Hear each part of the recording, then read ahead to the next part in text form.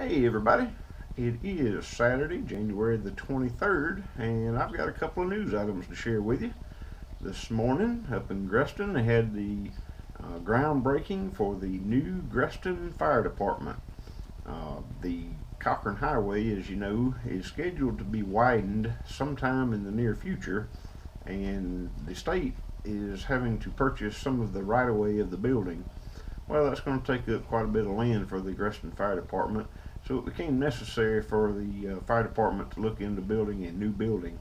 Well, with help from Alcoa and a grant from Alcoa, the Gresston Fire Department has received $30,000 to be spread out over the next 3 years, which will be applied to building a new fire station. Now, that new fire station is just a few blocks just across the railroad track in Gresston from where the current fire station is.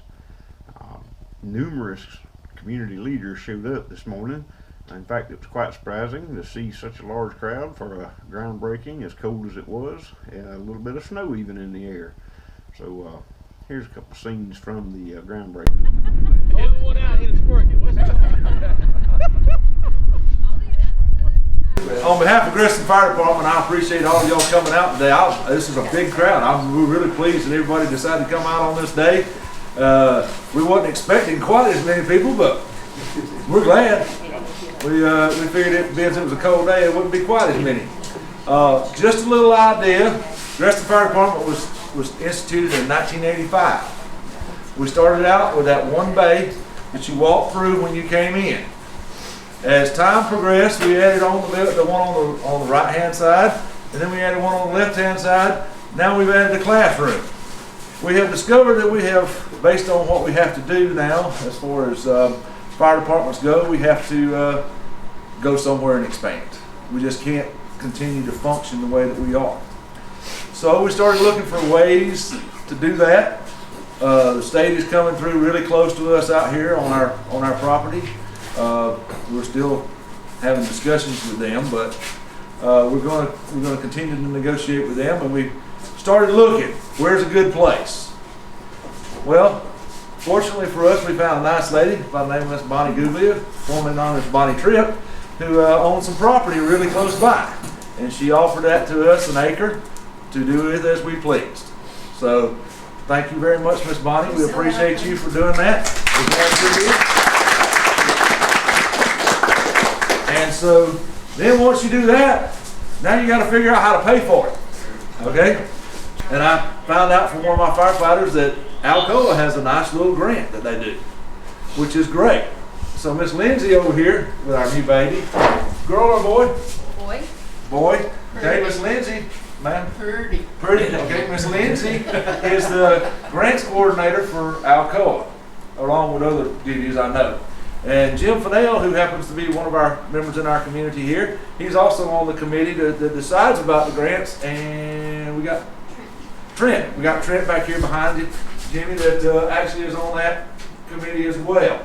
And what they do is, we submit an application, then it goes to the local, then they tell you what you need to do, and then you send it back to the local, and then it goes up to the thing. And fortunately for us, we got a $30,000 grant from Alcoa to help pay.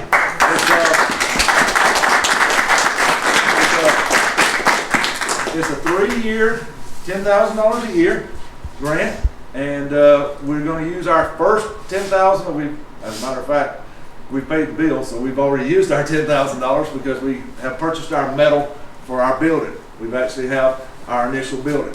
In order for us to be able to do this properly, we had to go into phases.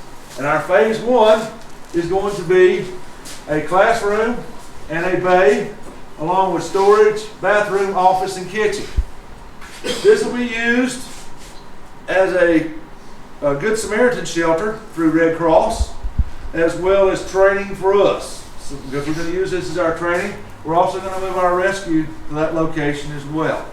That way we'll have something on both sides of the tracks at this point in time. I think the local fire department needs to be congratulated for the leadership in this and the work y'all have done, and I just give them a big hand.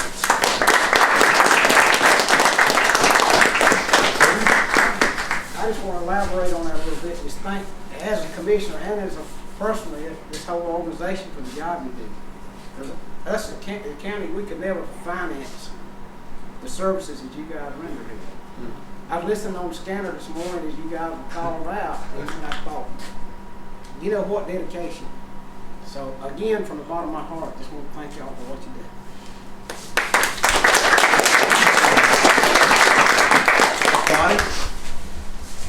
I want to thank all of you for your service and for a job well done. And if my house ever catches on fire, I hope you'll come. Even though I live in Eastman, I don't know what your parameters We are. cover 55 square miles in mutual aid with every department in this county. Great. But if we hear it's you, we come. We cover. Right. Charles. Yes, sir. As representing the Development Authority of Dodge County, it's gratifying to see so many people volunteer their time and their effort and their energies and their intelligence to make something like this happen. We don't need a fire department unless you have a fire, and then it's too late to do it. And you guys are constantly working to be prepared, to have the right equipment, to at a moment's notice be able to come out and save property and life. And I tell you what, you're all to be commended. This is just tremendous. I'm glad to be a part of it. Thank you very much for the invitation. Sure. Thank you. Lee, if you want to say something? Yeah, I appreciate it. Like I said, I'm excited. I've been in this since I've been 18 years old, and anytime any progression happens in the volunteer station, I mean, it's exciting to see something go up and a better building or a bigger truck or a newer truck. Because y'all, we volunteers, and the collaboration between private and our entities,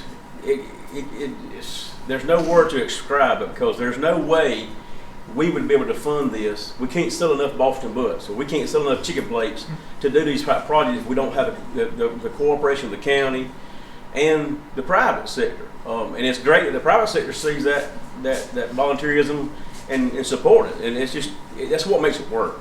Because there's two things that work, and I've realized this with volunteers and fire departments. The money has got to be there. I mean, I hate to say it, but I mean that's what drives the fuel. I mean, fuel, tires, pumps. The other side of it you can't buy, and that's the volunteerism.